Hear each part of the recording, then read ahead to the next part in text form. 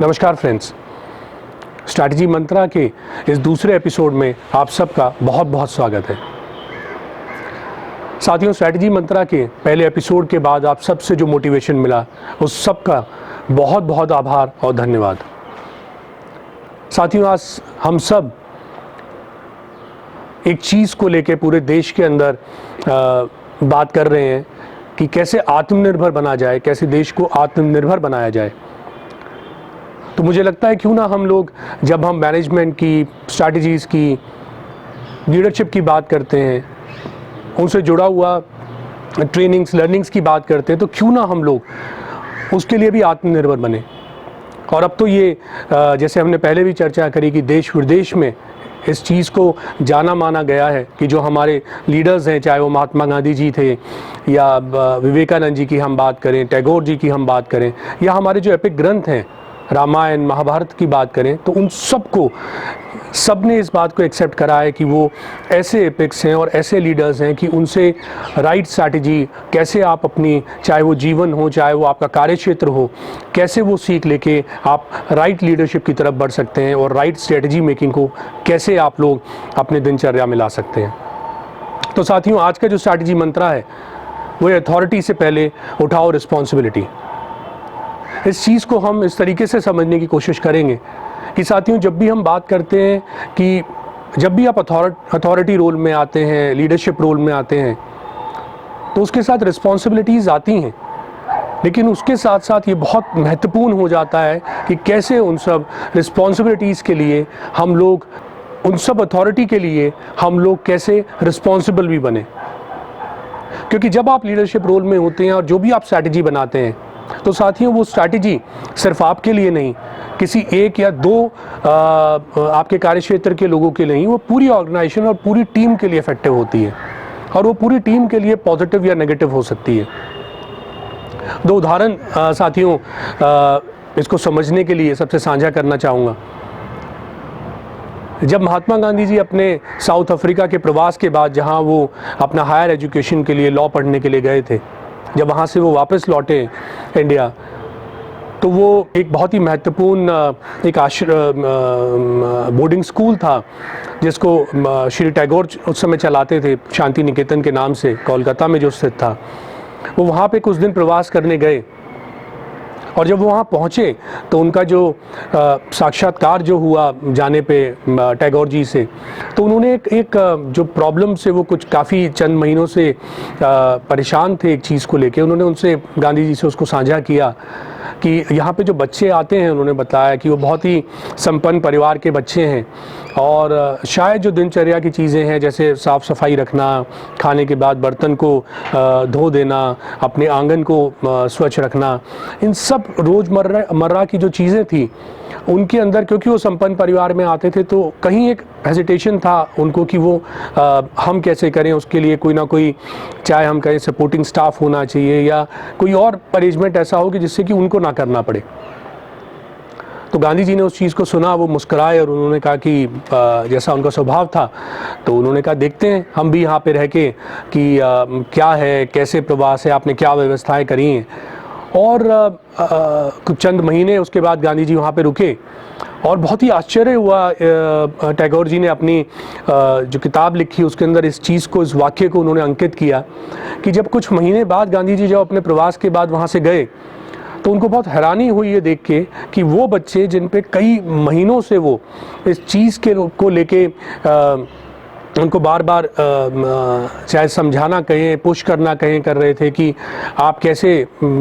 Independent बने और अपनी दिनचर्या को लेके, स्वच्छता को लेके, इन चीज़ों के लिए खुद से इसके अंदर कंट्रीब्यूट करें, बट वो नहीं अचीव कर पा रहे थे। और जैसे ही गांधी जी के कुछ ही हफ्तों के प्रवास के बाद जब उन्होंने देखा कि जो बच्चे थे उन सब की आदतें अब बदल चुकी थी, सब अपना खाने के बाद, चाहे वो बर्तन रखना हो, चाहे अपने आंगन को स्वच्छ रखना हो, चाहे अपने बिस्तर को ठीक से रखना हो, चाहे साफ़ सफाई की बात हो, वो सब बहुत एज अ टीम स्पिरिट करने लगे थे। तो उनको बड़ी हैरानी हुई ये जान के, उन्होंने गांधी जी से जानना चाहा कि भाई जो मैं इतने महीनों में नहीं कर पाया वो आपने चंद हफ्तों में, चंद दिनों में कर दिया। वो क्या आपके पास, क्या जादू की छड़ी थी और ऐसा क्या था जो आपने, कौन सा ऐसा मंत्र आपने फूका जो ये सब जादू हो गया। तो गांधी जी ने उनको बोला कि देखिए, हम लोग अथॉरिटी की बात तो करते हैं, बट उससे पहले हमें खुद रिस्पॉन्सिबल होना पड़ता है। और जब लीडरशिप की बात करते हैं तो सबसे पहली स्ट्रैटेजी ये है कि लीडर खुद उस स्ट्रैटेजी को अडॉप्ट करे जो वो अपनी टीम से कराना चाह रहा है। और वही मैंने किया। जब मैं वहाँ पे गया प्रवास के लिए, तो चाहे वो अपने जो आंगन है, जो अपना रहने का जो उनका उस समय पे जो कमरा था उसको स्वच्छ रखना हो, चाहे खाने के बाद अपने बर्तन धो के रखने हो,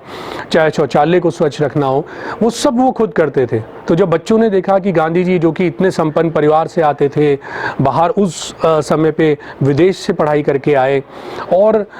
जिनका देश विदेश में इतना सम्मान है, और अगर वो शख्स खुद से अपने इन सब चीज़ों को कर सकता है तो हम बच्चे उस चीज़ों को क्यों नहीं कर सकते हैं। वो उससे प्रेरित हुए और उन्होंने भी गांधी जी को फॉलो करते करते वो सब करना शुरू करा और धीरे धीरे वो सबकी आदत बन गया। तो टैगोर जी को उससे बहुत ही उत्साह मिला और उन्होंने गांधी जी की इस बात को बहुत सराहा। और यही इससे बात हमें समझ में आई कि आप जब भी हम बात करते हैं अथॉरिटी की, एज ए लीडर की, तो सबसे पहले स्ट्रैटेजी मेकिंग का यही मंत्र है कि रिस्पॉन्सिबिलिटी सबसे पहले लीडर को उठाना चाहिए और एक मॉडल अपनी टीम के लिए बनना चाहिए कि एज ए मेंटर कि जब भी आप कोई स्ट्रैटेजी बना रहे हैं तो कैसे वो लीडर उस स्ट्रैटेजी को फॉलो कर रहा है और उस स्ट्रैटेजी से कैसे हम लोग एक अपनी टीम को पॉजिटिव डायरेक्शन में ले जा सकते हैं। एक और अध्याय साथियों मुझे लगता है आप सबसे साझा करना चाहूँगा कि जब श्री कृष्ण जी ने ये देखा कंस के, जैसा कि हम जानते हैं कि कंस जरासंध के दामाद थे, तो श्री कृष्ण ने जब उनका संहार किया तो जरासंध ने ये प्रण लिया कि उनके संहार का, उनकी हत्या का जो श्री कृष्ण ने करी है वो श्री कृष्ण और बलराम की हत्या करके उसका बदला उनसे लेंगे। तो जरासंध ने करीबन 17 बार श्री कृष्ण के ऊपर, जो कि मथुरा के अंदर वो रहते थे, हमला किया इस भावना से कि वो उनसे बदला ले सके कंस की हत्या का। और एक के बाद एक वो हमले करते रहे। करीबन 17 बार उनको हार का सामना करना पड़ा श्री कृष्ण के सामने। लेकिन साथियों, जब भी हम बात करते हैं युद्ध की, लड़ाई की, कॉन्फ्लिक्ट की, तो एक चीज़ ज़रूर हमें समझनी चाहिए कि चाहे एक टीम जीते या दूसरी टीम हारे, लेकिन नुकसान दोनों को ही होता है। ऐसा कभी भी संभव नहीं है कि जीतने वाले को कोई भी नुकसान ना हो और सारा नुकसान सिर्फ हारने वाले को हो। वो बात अलग है कि शायद ज़्यादा नुकसान हारने वाले को होता है, और कई बार ये देखा गया है कि जीतने वाले को हारने वाले से भी ज़्यादा नुकसान कई बार झेलना पड़ा। श्री कृष्ण भी इस बात को जानते थे और जब उनको ये जानकारी में मिला उनके साथियों, गुप्तचर और माध्यम से कि या जो भी उनके उस समय के जो GPS सिस्टम रहे होंगे, उनके माध्यम से जब उनको पता लगा कि जरासंध ने और तैयारी के साथ 18वीं बार मथुरा पे हमला करने के लिए पूरी तैयारी वो कर रहे हैं, और उन्होंने इस बार और बड़े स्केल के ऊपर अपनी पूरी जो सेना है उसको बनाने की कोशिश वो कर रहे हैं। बहुत राजाओं के साथ मिलकर वो चारों तरफ से इस चीज़ को घेरने की कोशिश कर रहे हैं कि मथुरा पे हमला करा जाए। जब श्री कृष्ण ने ये सुना तो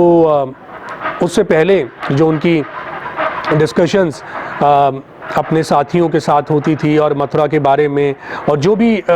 17 बार जो युद्ध हुआ उसके बारे में जब उनको ये जानकारी मिली कि कितना नुकसान उस युद्ध से, चाहे वो उनके नागरिक हैं उनको हुआ या और जो उनकी जो संपदा है उसको हुआ, उनकी सेना को इतना नुकसान हुआ, उस चीज़ को जानने समझने के बाद उन्हें ये लगा कि अगर इस बार 18वीं बार जब युद्ध होता है और इतने बड़े जब स्केल और इतने बड़े तैयारी के साथ जब वो युद्ध कर रहे हैं, तो उसका नुकसान शायद मथुरा की जनता, हमारी जो सेना है, हमारे जो रिसोर्सेज हैं, वो क्या इसके बाद झेल पाएंगे। अगर हम जीत भी जाते हैं तो उसका युद्ध के बाद हम सब पे क्या असर होगा। तो उन्होंने जो महाराज अग्रसेन थे उनके सामने ये बात रखी, और सब जो उनके जन नागरिक थे और वहाँ के जो उनके नेतागण थे और वहाँ के जो उनके पॉलिसी मेकर्स थे, उन सब के साथ अपने ये बात रखी कि देखिए अगर हम लोग युद्ध करते हैं ऐसी स्थिति में तो हम जीत जाएं, ये सब हम लोग जानते हैं, हमारा उत्साह भी ज़्यादा है, हम 17 बार जरासंध को हरा चुके हैं, इस बार भी हम हराएंगे। लेकिन इस युद्ध के अंदर जो अभी 17 बार हमें नुकसान हुआ है, हर बार हमने कोशिश करी उससे उभरने की, लेकिन अब जो और नुकसान होगा, क्या हमारे जो नागरिक हैं, हमारे जो रिसोर्सेज हैं, हमारी जो सेना है, हमारी जो आर्मी है, क्या वो उसके लिए तैयार है और कितना समय लगेगा हमें उससे उभरने में? तो क्यों ना हम इससे कैसे बचा जा सकता है। तो सब तैयार थे, सब ने कहा कि नहीं, हमें लड़ना है, उन्होंने आपके लिए बोला है, बलराम जी के लिए बोला है, हमें उनको फिर हराना होगा, हम सब एक हैं, हम उनको हराएंगे। लेकिन श्री कृष्ण ने कहा कि देखिए, ये सिर्फ हराने की बात नहीं है, ये सिर्फ जीत की बात नहीं है, यहाँ पे हमें अपने बारे में नहीं सोचना है, क्योंकि जरासंध का टारगेट जो है वो मैं हूँ और बलराम जी हैं। तो मैं अपने बारे में नहीं सोचना चाहता हूँ कि मैं जरासंध को एक और बार हराऊँ और इस जीत का श्रेय लूँ। इस बार मैं सोचना चाहता हूँ, जो मैं सोच रहा हूँ अपनी जनता के लिए, अपने नागरिकों के लिए, कि उन पे इस चीज़ का क्या असर होगा, उनके जनजीवन पे क्या असर होगा, उनके फ्यूचर पे इसका क्या असर होगा, और हम अगर इससे बच जाएं तो उसके लिए वो उनके लिए कितना प्रॉफिटेबल होगा। तो उसके लिए क्यों ना हम ऐसी कंडीशन के बारे में सोचें कि युद्ध अगर ये ना हो तो सबको बड़ी हैरानी हुई कि भाई वो आपको ऐसे बोल रहे हैं और आप ही के लिए वो टारगेट कर रहे हैं बार बार, और आप इस युद्ध से भागना चाहते हैं, और वो भी जब आप उनको 17 बार हरा चुके हैं। तो उन्होंने फिर भी अग्रसेन जी ने उनसे जानना चाहा कि भाई उत्सुकता पूर्वक कि आपके मन में क्या है, आप हमें खुल के बताएं। तो श्री कृष्ण ने कहा कि क्यों ना हम सब यहाँ से अपनी राजधानी को, अपनी जनता को, सब चीज़ों को लेके इस जगह को खाली करें और एक नई जगह पे जाएं। तो सबको बहुत हैरानी हुई, सब ने कहा कि भाई ऐसा कैसे हो सकता है, आप ऐसा कैसे सोच सकते हैं। तो उन्होंने कहा देखिए, अगर हम सब उनकी सेना से आने से पहले यहाँ पे चले जाएं और यहाँ पे जब वो आए तो उनको कोई मिले ही ना, तो हमारा जो सारी जनता है वो सब इस जो इफ़ेक्ट होगा, जो आफ्टर इफ़ेक्ट होगा इस युद्ध का, उस सबसे बच जाएगी। तो सबने कहा कि भाई इसके लिए तो आपको टारगेट करा जाएगा, और हमेशा जो हमारी हिस्ट्री है, हमेशा ये कहा जाएगा आपको कि आप रन छोड़ के भाग गए, कि जो रन थी, जो युद्ध का क्षेत्र था, आपने उसको छोड़ा और आप भाग गए। तो श्री कृष्ण ने कहा कि देखिए, ये सिर्फ मेरे लिए बात नहीं है, ये सिर्फ अगर मैं एज अ लीडर अगर सिर्फ अपने बारे में सोचूं, अपने अच्छे के बारे में या अपने बुरे के बारे में या अपनी जीत के बारे में सोचूं, तो वो ठीक नहीं है। एज अ लीडर मेरी स्ट्रैटेजी ये होनी चाहिए कि कैसे मैं अपनी टीम के बारे में सोचूं, और मेरी टीम, मेरी रिस्पॉन्सिबिलिटी जो है वो मेरी जनता है। और मुझे ये लगता है कि ये बहुत डिसीजन उनके लिए अच्छा होगा। अगर उनके लिए मैं रणछोड़ भी कहलाऊं तो मुझे लगता है कि वो शायद बहुत कम हम इसके लिए शायद हमारा कंट्रीब्यूशन होगा, और हम इससे बहुत ज़्यादा पा पाएंगे, क्योंकि हमारी जो जनता है उससे बिल्कुल इफेक्ट नहीं होगी। तो सबको नापसंद होते हुए भी, लेकिन क्योंकि वो तर्क श्री कृष्ण का सबको समझ आया कि एज ए लीडर जो आपकी स्ट्रैटेजी होनी चाहिए, वो आपकी रिस्पॉन्सिबिलिटी बनती है कि आप निस्वार्थ भावना से अपनी जनता के लिए, अपनी जनता को ध्यान में रखते हुए डिसीजन लें। और सब ने उनके डिसीजन को माना, और जैसा कि हम सब जानते हैं कि द्वारका श्री कृष्ण का अगला स्थान बना, और पूरी जनता को मथुरा से शिफ्ट करा के जरासंध की सेना के आने से पहले वहाँ पे सबको श्री कृष्ण ले गए। और जब जरासंध वहाँ पे पहुँचे तो उनको खाली शहर मिला, मकान मिले, ईंटें मिली, और जहाँ पे कोई नहीं था, और उनको बहुत ही इस चीज़ के लिए हारा हुआ फील हुआ, और वो हार ही थी। श्री कृष्ण ने बिना लड़े, बिना अपने किसी रिसोर्सेज को अफेक्ट करे हुए, बिना अपनी जनता को नुकसान पहुंचाए हुए और एक जीत दर्ज करी, जिसके लिए उनको रणछोड़ जरूर कहा गया, जैसा कि अपने ग्रंथों में पढ़ते हैं। बट उस हार में भी मुझे लगता है कि एक ऐसी उनकी स्ट्रैटेजी थी कि उनको जीत हासिल हुई। तो साथियों, इससे हमें यही प्रेरणा और सीखने को मिलता है कि जब भी हम बात करते हैं अथॉरिटी की, तो उससे पहले हमें रिस्पॉन्सिबिलिटी उठाना बहुत ज़रूरी है। और उस रिस्पॉन्सिबिलिटी के लिए, चाहे हमें महात्मा गांधी जी के लिए एज ए लीडर सबसे पहले उस डिसीजन को खुद से इम्प्लीमेंट करना शुरू करना पड़ेगा। श्री कृष्ण की तरह हमें चाहे पीछे हटना पड़े अपने कार्य क्षेत्र से, रन छोड़ना पड़े, लेकिन अगर वो हमारी टीम के बेनिफिट के लिए है, तो मुझे लगता है ये दोनों स्ट्रैटेजीज बहुत कारगर हो सकती हैं। और ये बहुत इंपॉर्टेंट हो जाता है कि आप किसी भी अथॉरिटी से पहले एक लीडर को एक राइट स्ट्रैटेजी है कि आपको रिस्पॉन्सिबिलिटी उठाना चाहिए। तो साथियों, आज के स्ट्रैटेजी मंत्रा के अंदर बस यही हमने डिस्कस किया। आगे वाले एपिसोड्स के अंदर हम लोग और कैसे हम लीडरशिप के लिए राइट स्ट्रैटेजीज़ के बारे में सोच सकते हैं, उसके बारे में डिस्कस करेंगे। आप सबने समय दिया, इस वीडियो को देखा, आप सबका बहुत बहुत धन्यवाद। आप सबका दिन शुभ हो।